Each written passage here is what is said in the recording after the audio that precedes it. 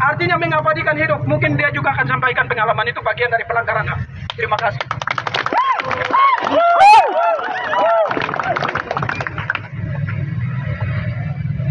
Baik. Angkat tangan kiri kawan, Pak. Sebagai sebuah perlawanan. Hidup mahasiswa. Hidup. Hidup mahasiswa. Hidup. Hancurnya. Hancurnya. DPMPB. DPMPB. DPMPB. Hidup Egyan Surabaya. Hidup. Hidup Egyan Surabaya. Hidup. Hidup Kali-Kali. Hidup.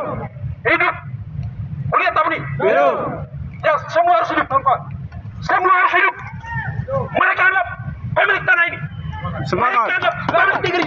Betul. Mereka adalah pemilik bangsa ini. Jadi mereka ini harus hidup. Kita semua harus hidup. Jangan harus kita lawan. Ada sistem yang menindas kami orang Papua. Sistem yang menindas orang-orang Indonesia juga. Hari ini merupakan hari tani internasional, hari petani internasional. Jadi bukan hanya hari ini melakukan aksi demonstrasi adalah bukan hanya orang Papua, tapi juga seluruh dunia menyampaikan bagaimana menindas dan eksploitasi oleh militerisme, kapitalisme, imperialisme global yang menindas rakyat yang tidak punya kekuasaan.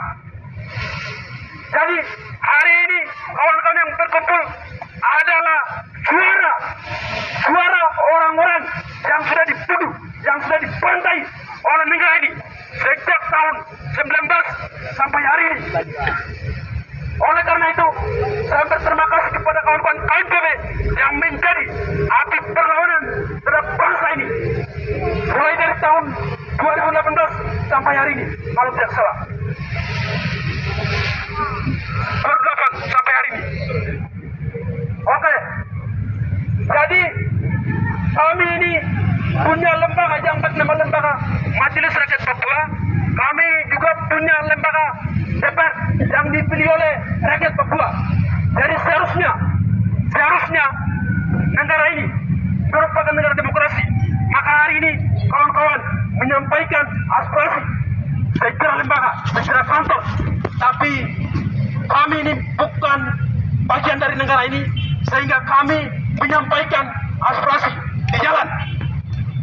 Artinya Indonesia belum pernah mengakui orang Papua sebagai bagian dari manusia. Bahkan Indonesia tidak pernah mengakui orang Papua adalah manusia.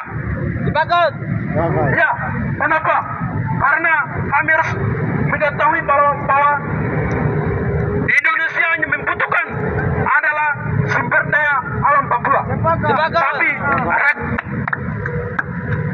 penguasa kolonial Indonesia tidak pernah membutuhkan orang Papua. Betul. Padahal penguasa Indonesia memandang orang Papua itulah monyet, itulah binatang yang diproduksi, yang dipelihara, yang dilindungi oleh pemerintah Indonesia. Kenapa? Karena yang melakukan rasisme kepada orang Papua tidak pernah ditangkap, tidak pernah memberikan hukuman. Ini bukti nyata yang terjadi di atas bangsa ini. Sepakat. Baru-baru ini terjadi di Yalimo. Ya, Yalimo.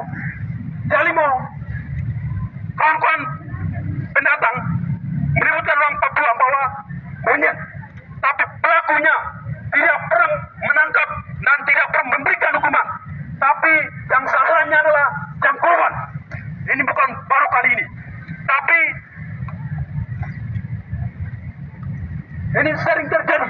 Bahkan kawan ketua KNPB pusat hari ini juga pernah mendapatkan penangkapan karena memprotes namanya rasisme yang dilakukan oleh negara ini. Jadi kawan-kawan harus tahu bahwa negara ini adalah negara hukum, negara demokrasi yang menjamin dalam konstitusi negara Republik Indonesia untuk setiap orang menyampaikan pendapat di muka umum. Undang-Undang 1945. Betul. Dan turunannya adalah Undang-Undang Nomor 9 Tahun 1998 tentang menyampaikan pendapat di muka umum. Namun hari ini saya menyaksikan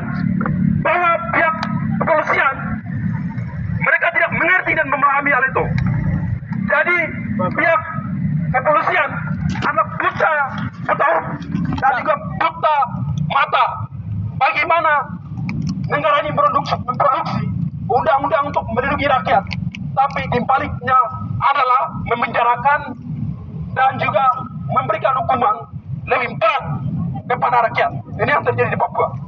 Jadi begini teman-teman, segala bentuk penjajahan itu dilakukan karena kami masih di dalam negara penjajahan kolonialisme Indonesia. Jadi saya pikir kami tidak bisa melawan dengan soal demokrasi. Kenapa? Karena pemerintah Indonesia tidak mengerti soal demokrasi. Jadi solusi untuk melawan negara ini adalah melalui senjata. Jadi senjata dianggap berbahaya, tapi saya pikir senjata harus